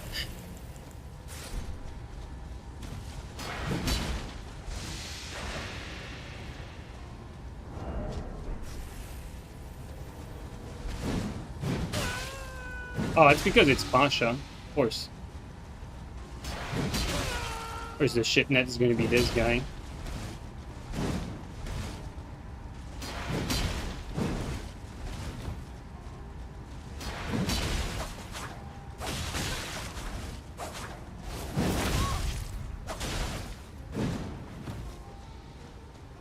And he gets a free out.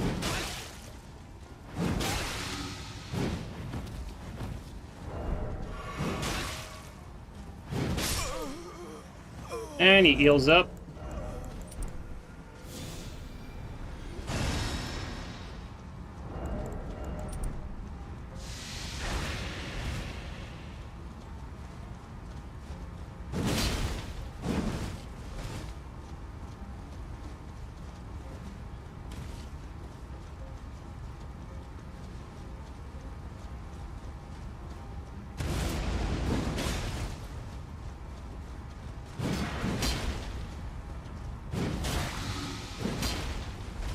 His net is actually so bad. And he's trying to hard counter me with his stupid reverse backstab. Reverse quick step BS. Asha is legitimately such a shit player. Like, guy can't have like normal fights. Has to hard counter.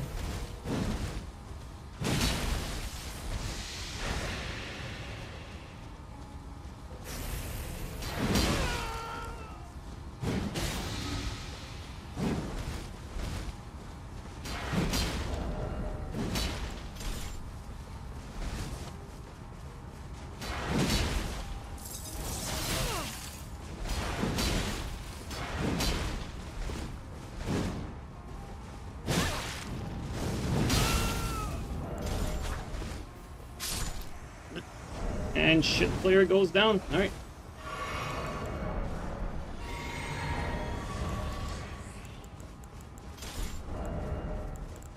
Kill this guy now.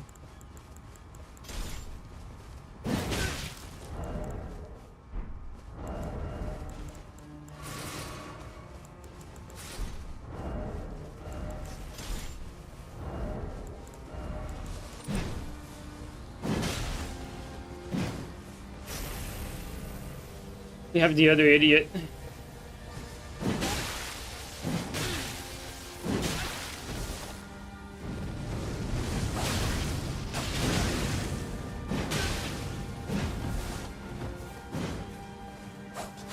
Insane fucking...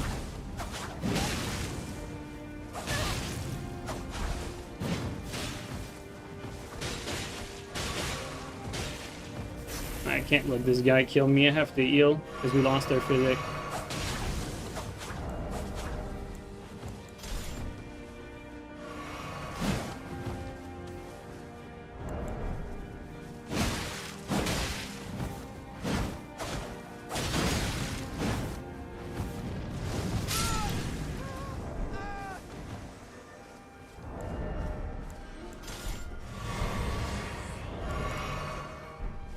We lost our physics, so we're gonna be fighting this guy unevenly.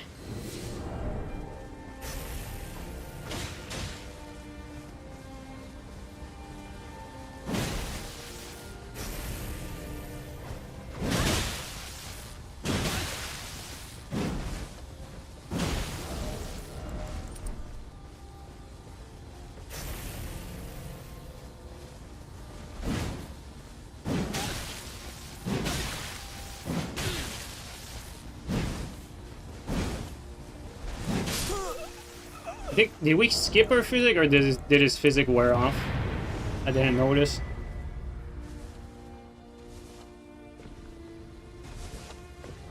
No butt for the red. I mean, the red is basically like a fly. Like, like no one gives a shit about him. He's literally just a fly.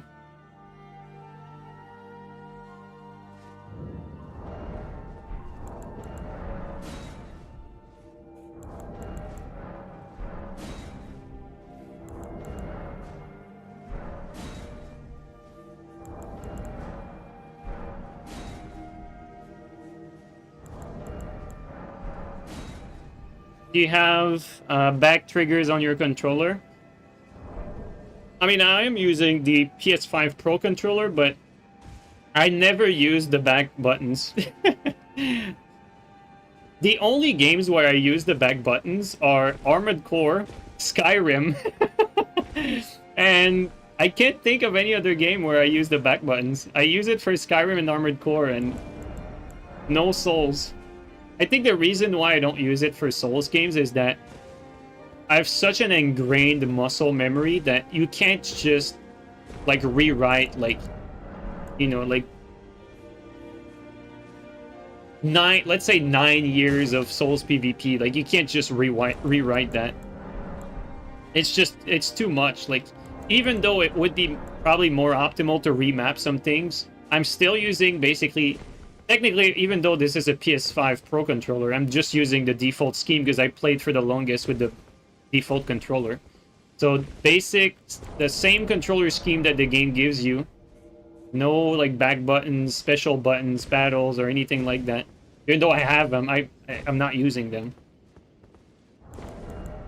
Just normal basic stuff. I will say though, if you wanted to learn the game and you were starting from a place of being like a newer player, I would definitely advise you change the control scheme to have your crouch to be remapped elsewhere. Like the crouch button being on the joystick is very, very unintuitive and not the most comfortable thing to do either.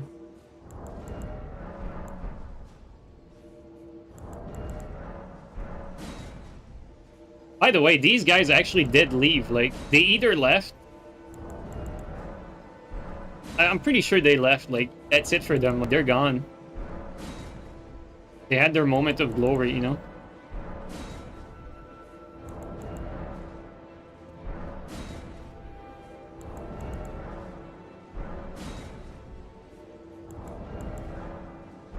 That's crazy stuff, dude. We know gankers are pussies, but... even with their advantages, like, they're only good after one because they're way too scared that, you know, it might not go their way the other time. Crazy stuff. These people are so fucking weak. It's insane.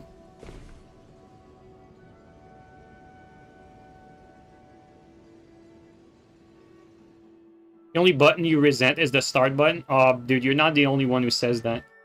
My friend Vale really hated having to press start with the start button as opposed to the touchpad, right? Like having to press start with the touchpad was like one of the most like reliable way to like do swaps basically. Because the tiny option button is just so small. It's miniature. For microscopic fingers. Close. Oh my god, I didn't expect that.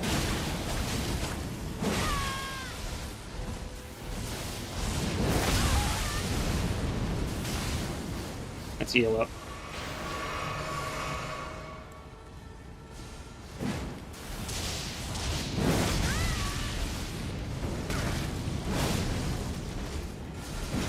You trade that.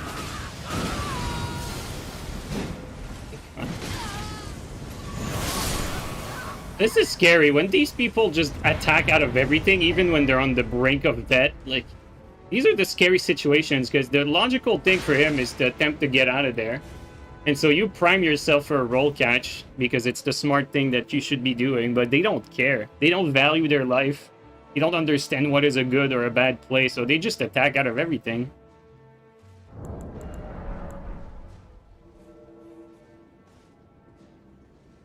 Mapping lock-on to L3 made you a much bigger player. Really? You like lock-on on L3? That's interesting. I mean, like, there's no, like, wrong way. Like, if you're not someone who came from the other Souls game, FromSoftware's control scheme for these games is legitimately bad if you compare it to, like, other games out there. Like, it is a bad control scheme. And so, whatever you feel comfortable with, whatever you feel is closer to other games that you've played, you're probably going to do better. And, like, almost anything would be better than what FromSoft is doing. Because the way FromSoft has mapped stuff, it's like every button is far away. And you have to lift fingers to press, like, anything. Like, you can't do, like, multiple action at the same time. Oh, goddamn, I didn't mean to do that.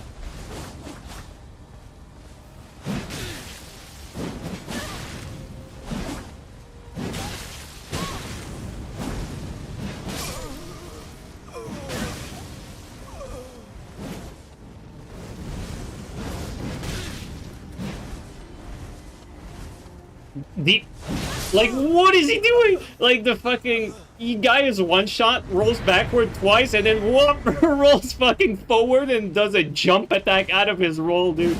This is like randomizer. Oh my god, so unexpected.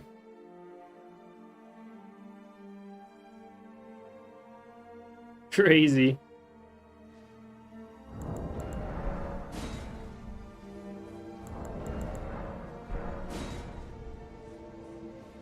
It's a mix-up, trust? Hey, it certainly worked.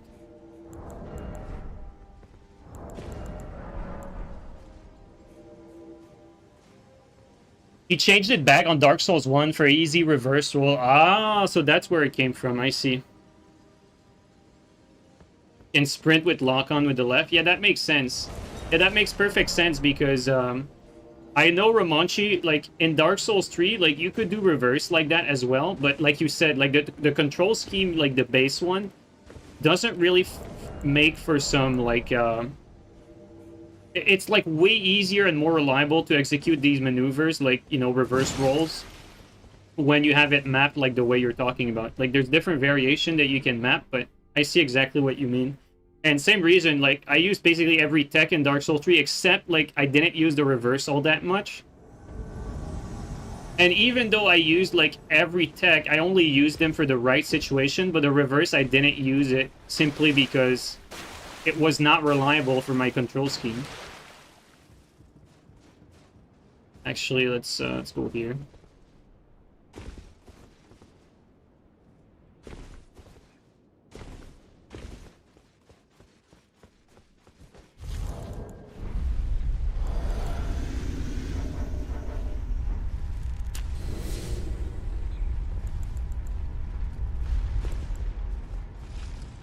There they are.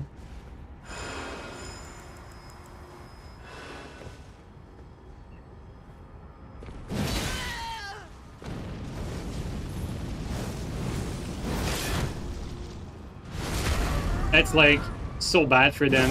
He got separated. I'm alone with the host. Like, they can't do anything.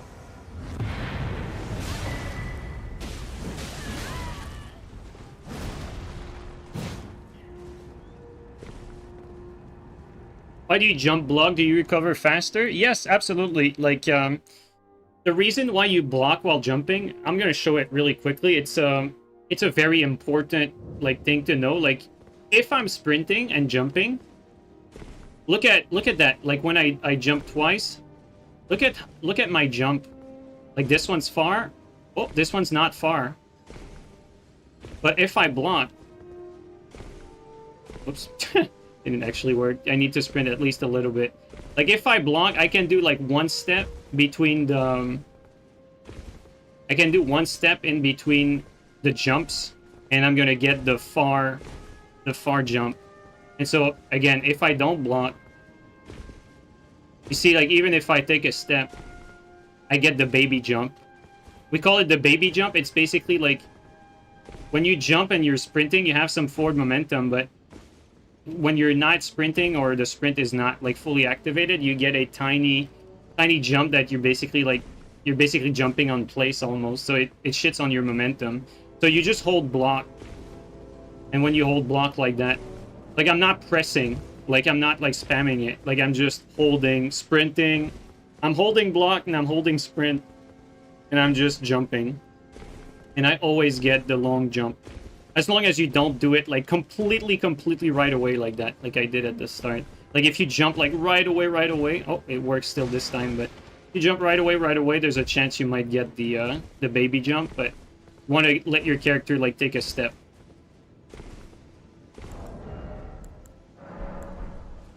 So it's an important maneuver to know, honestly. Even for PvE. Because it's a maneuver that's useful for PvP, but also for general traversal and just, like, agility of execution around the map. Like, no matter... Like, the speedrunners use that all the time, for instance.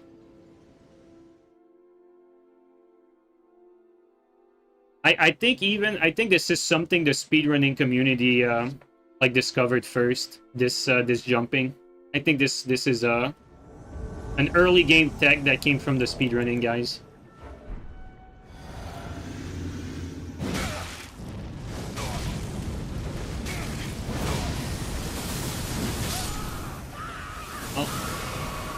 For half my HP, we take it. Oh my god.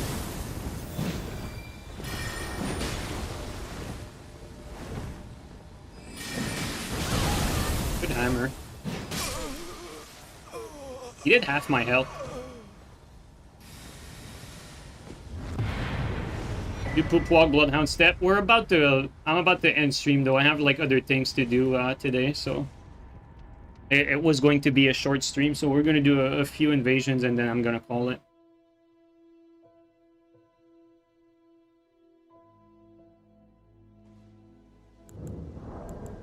That's the second fastest you can move, second to light roll. Light roll is not faster than sprinting, but like barely. But yes, this is like if you compare sprinting versus sprint jumping like that, sprint jumping is faster. And so technically, if you're trying to move around the world, and you know how Elden Ring works, like look at my stamina bar. Because I'm not engaged against enemies, my stamina doesn't go down. So technically, like sprint jumping like that is going to be faster than just running. More tedious, but another tech that's a little more obscure is the back-end blade, like soft swap running attack. Like if you equip like 2 back-end blades, actually we can do it real quick. I think we should change area to showcase this. It's like some place where you can run a little bit.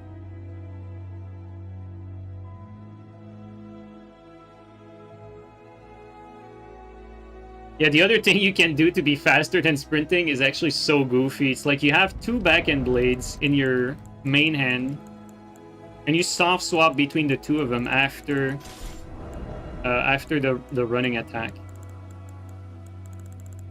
You can find it like that. This is faster than sprinting, believe it or not. So if you want to go around the map faster, well, it's a little more effort, but this is actually faster than sprinting. You know, like, I'm not going to be able to, like, prove it with, like, you know, like, side to side or whatever, but this has been tested, and this is faster than sprinting. Same thing with, you know, this is also faster than sprinting. I know it's stupid and goofy, but... And the reason why you need the soft swap is that this soft swap, like, shortens the recovery. Because you basically, like, you cut the recovery of your running attack. Because if you just, like, do, like, 1 back-to-back, it's not as fast as cutting the animation short. Oh, it's not that noticeable, but it is a little bit. Let me try to... Okay, now the 2-handed one is bad. I wonder, though, if it would be possible to do that with block canceling. No, you get the R1. So it's... That's the most reliable one. Insane. I was wondering if you could do it with block canceling, but if you block cancel, you get the R1. Oh, well. Well, guys, I think I'm going to end it here. I'm going to go do my things. Thank you so much, everyone, for coming by the stream again. It was a lot of fun. I'm glad we got some new people in there. It was, they all had some good questions, too. Like, it's nice when we get new people, and they're not, like, asking dumb shit, but they're actually asking, like, meaningful questions. It's pretty rare, so, the new guys who show up there, like, thanks for the questions. I really appreciate that. Alright, guys. Thanks, everyone. I'll catch everyone next time. Have a good rest of the day, guys. Let's raid someone. The Kingsfield bait brought a lot of people. It was supposed to be an inside joke with the last stream, but I should have just titled the stream, like, Fat Roll. Oh, well. Alright, guys. Have a good rest of the day, everyone. I'll catch you guys up next time. Alright, who's streaming right now? Ooh, no one. There's, like, no one? Oh my god, dude. There's legitimately, like, Kevon playing Battlefield. Oh, you got Prod playing Half Sword, though. Holy shit, guys. We're rating Prod playing Half Sword. Like, Half Sword is something I'm actually curious about. Dude. What the hell? I want to see that. Guys, I'm actually genuinely curious. Like, Half Sword is an indie game. Extremely goofy indie game. Oh, never mind. Is it? Actually, I'm not sure if this is the Half Sword I was thinking of. No, it doesn't look like the game I was thinking about. Oh well. All right, guys. Have a good rest of the day, everyone.